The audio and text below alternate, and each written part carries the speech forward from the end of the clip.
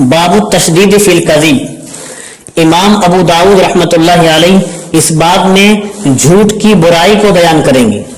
سب سے پہلے حدیث لائے، اللہ کے رسول صلی اللہ علیہ وسلم نے ارشاد فرمایا ایاکم والکذب فإن الکذب یہدی الی الفجور وإن الفجور یہدی الی النار۔ بچاؤ اپنے آپ کو تم جھوٹ بولنے سے، اس لیے کہ جھوٹ تو رہنمائی کرتا ہے فجور کی طرف۔ اب یہاں لفظ فجور سے مراد یا تو معصیت عام گناہ ہے یا خود جھوٹ ہی مراد ہے۔ مطلب یہ ہوگا جھوٹ کی نحوست سے آدمی بہت سے گناہوں میں مبتلا ہو جاتا ہے، اور دوسری صورت میں معنی یہ ہوں گے کہ ایک جھوٹ دوسرے جھوٹ کی طرف ابھارتا ہے، اسی طرح پھر اس کی عادت بن جاتی ہے۔ اور آگے آپ صلی اللہ علیہ وسلم فرما رہے ہیں کہ فجور آدمی کو جہنم تک پہنچا دیتا ہے، اور تحقیق کے آدمی جھوٹ بولتا ہے اور بہت زیادہ جھوٹ بولتا ہے، یہاں تک کہ اللہ تعالیٰ کے نزدیک وہ کذاب یعنی جھوٹا لکھ دیا جاتا ہے۔ تو علماء نے لکھا ہے یا تو نامہ اعمال میں جھوٹا لکھنا مراد ہے کہ نامہ اعمال میں جھوٹ بولنے والے کو جھوٹا لکھ دیا جاتا ہے، قیامت میں اس کا نامہ اعمال سب کے سامنے کھلے گا، اور یا مطلب یہ ہے کہ اس کے جھوٹا ہونے کی لوگوں میں شہرت کر دی جاتی ہے۔ وعلیکم بالصدق، آگے اللہ کے رسول نے فرمایا تم سچائی کو لازم پکڑ لو، اس لیے کہ سچائی تو رہنمائی کرتی ہے نیک اعمال کی طرف۔ یہ لفظ بر سے مراد یہاں خود سچائی ہی ہے، یعنی ایک سچائی دوسری سچائی کی طرف رہنمائی کرتی ہے۔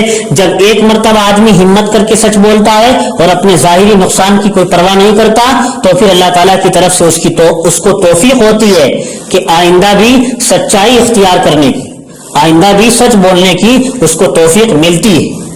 حضرت مولانا عاقل صاحب شیخ الحدیث مظاہر سہارنپور نے الدر المنظور شرح ابو داؤد میں اس کی یہی مطلب بیان فرمائے ہیں، کیونکہ مثل مشہور ہے، نیکی نیکی کو کھینچتی ہے اور برائی برائی کو کھینچتی ہے، اور بر پہنچاتا ہے آدمی کو جنت کی طرف، نیکی تو جنت کی طرف انسان کو پہنچاتی ہے، اور بے شک آدمی سچائی کو اختیار کرتا ہے اور اس کا ارادہ اور کوشش سچائی کی رہتی ہے، یہاں تک کہ اللہ تعالیٰ کی یہاں اس کا نام صدیقین میں لکھ دیا جاتا ہے۔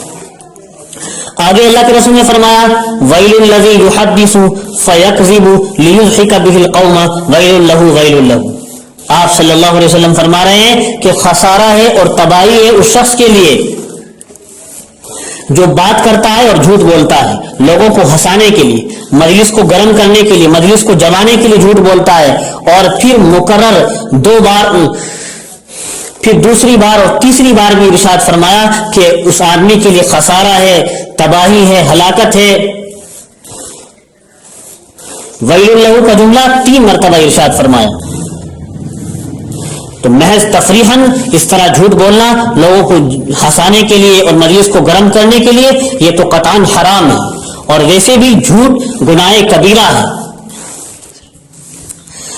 آگے امام ابو داؤد روایت لائے عامر بن ربیعہ عدوی کے بیٹے عبداللہ رضی اللہ تعالی عنہ کی۔ وہ اپنا واقعہ بیان کرتے ہیں کہ مجھ کو ایک دن میری والدہ نے بلایا اور ہاتھ بڑھا کر کہا کہ لے ورے آ۔ میں چھوٹا سا بچہ تھا، اس طرح بچوں کو کہہ دیا کرتے ہیں لوگ گھروں میں۔ اس وقت حضور اکرم صلی اللہ علیہ وسلم ہمارے گھر میں تشریف فرماتے، تو حضور صلی اللہ علیہ وسلم نے یہ دیکھ کر میری والدہ سے فرمایا کہ تو اس کو کیا دینا چاہتی تھی؟ تو انہوں نے کہا میں اس کو کھجور دیتی۔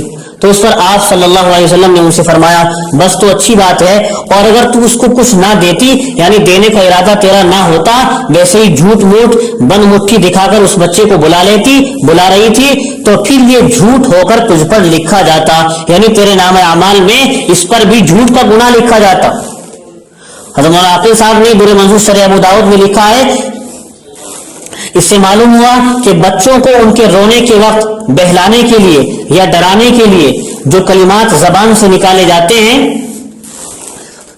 وہ بھی جھوٹ اور غلط نہیں ہونے چاہیے، ورنہ تو جھوٹ کے اندر داخل ہو جائیں گے اور جھوٹ کا گناہ ان پر بھی ملے گا، اگرچہ بچوں کو بہلانے اور پھسلانے کے لیے ہوئے۔ اور سب سے آخر میں اس باب کے امام ابو داؤد رحمۃ اللہ علیہ ابو ہریرہ کی روایت لائے، اللہ کے رسول صلی اللہ علیہ وسلم نے ارشاد فرمایا آدمی کے گناہ کے لیے اتنا کافی ہے، آدمی کے گناہگار ہونے کے لیے اتنا ہی کافی ہے، کفا بالمرء اثما ان یحدث بکل ما سمع، کہ وہ ہر سنی سنائی بات کو لوگوں میں نقل کر دے، ہر سنی ہوئی بات لوگوں میں نقل کر دے، اس لیے کہ ہر سنی ہوئی بات کے لیے سچا ہونا تو ضروری ہے ہی نہیں. جو بھی کوئی ہم نے بات سن رکھی کسی سے بھی سنی ہوئی بات سچی ہو، ایسی بات تو کوئی ضروری نہیں. لہذا بلا تحقیق کے نقل نہیں کرنی چاہیے. ہو سکتا ہے وہ بات جھوٹی ہو اور ہم جھوٹی بات کو آگے بیان کر رہے ہوں، آگے پھیلا رہے ہوں. تو جھوٹ سے بچنے کا کس قدر اہتمام ہونا چاہیے، احادیث میں کس قدر تاکید آئی ہے. اللہ ہم سب کو عمل کی توفیق نصیب فرمائے.